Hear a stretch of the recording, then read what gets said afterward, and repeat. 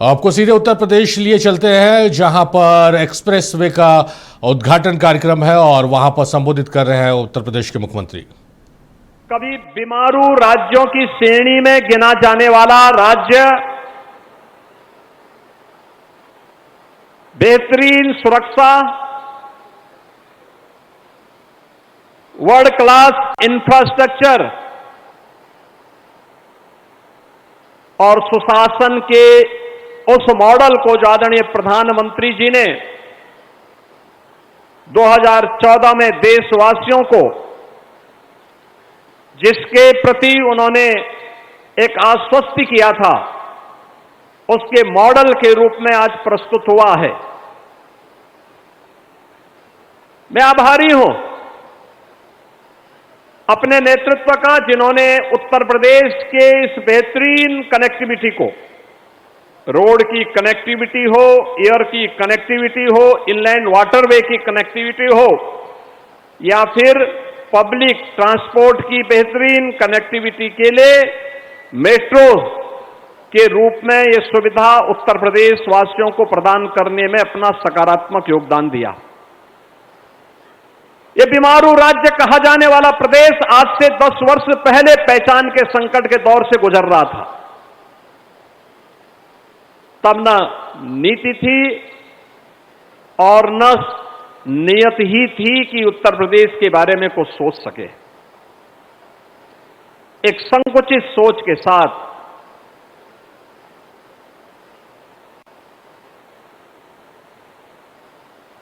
कुछ सीमित दायरे तक विकास की सोच के साथ,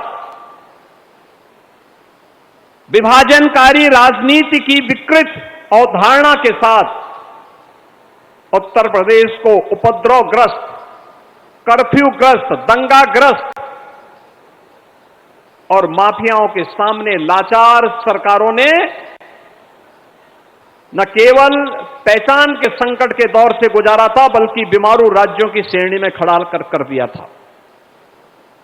आज मुझे प्रसन्नता की अनुभूति होती है कि अब हमारे उत्तर प्रदेश का वासी पहचान के संकट का मोहताज नहीं। अब उसके सामने उपद्रव नहीं होता है, अब वो उत्सव के रूप में अपनी नई पहचान बनाता है।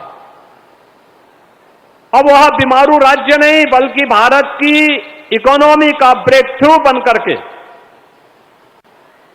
भारत की अर्थव्यवस्था में इंजन के रूप में अपनी भूमिका का निर्वहन कर रहा है।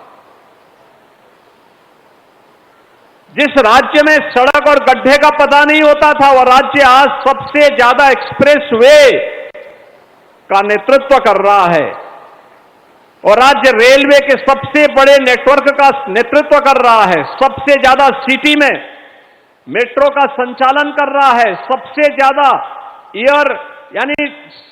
एयरपोर्ट का नेतृत्व को लेकर के उनका संचालन कर रहा है। यह है आज के नए उत्तर प्रदेश की पहचान और मैं आभारी हूं आदरणीय रक्षा मंत्री जी का और आदरणीय गडकरी जी का, जिनका मार्गदर्शन और नेतृत्व प्रधानमंत्री जी के इस विजन को जमीनी धरातल तक उतारने में लगातार प्राप्त हुआ है। मुझे याद है आदरणीय प्रधानमंत्री जी का विजन था यूपी के अंदर नदियों के इस नेटवर्क का उपयोग इनलैंड वाटरवे के रूप में कैसे किया जा सकता है। माननीय नितिन गडकरी जी ने वाराणसी, देश का पहला इनलैंड वाटरवे वाराणसी से हल्दिया के बीच में जोड़ने का काम किया। 12 लेन का एक्सप्रेसवे दिल्ली से मेरठ के बीच, देश की पहली रैपिड रेल दिल्ली मेरठ के बीच जुड़ चुकी है और आज हम लोग प्रदेश की 2 मेट्रोपॉलिटन सिटी की ग्रीनफील्ड एक्सप्रेसवे के साथ कनेक्टिविटी, ये हमारे एससीआर को, स्टेट कैपिटल रीजन के जो हमारे जनपद हैं लखनऊ के इर्द गिर्द, चाहे वह बाराबंकी हो, सीतापुर हो, हरदोई हो, उन्नाव हो, रायबरेली हो, इन सबको जोड़ करके लखनऊ को एक भारत की इकोनॉमी के ग्रोथ इंजन के रूप में स्थापित करने की दिशा में किए जाने वाले उस प्रयास का हिस्सा है। और ये आज हमारे लिए महत्वपूर्ण है क्योंकि अभी 29 अप्रैल को आदरणीय प्रधानमंत्री जी ने देश के सबसे बड़े एक्सप्रेसवे गंगा एक्सप्रेसवे का लोकार्पण किया था। उससे पहले 28 मार्च को आदरणीय प्रधानमंत्री जी ने देश के सबसे बड़े एयरपोर्ट नोएडा इंटरनेशनल एयरपोर्ट जेवर का उद्घाटन किया था। और आज हम प्रदेश के दो सबसे बड़े सिटी को जोड़ने वाले लखनऊ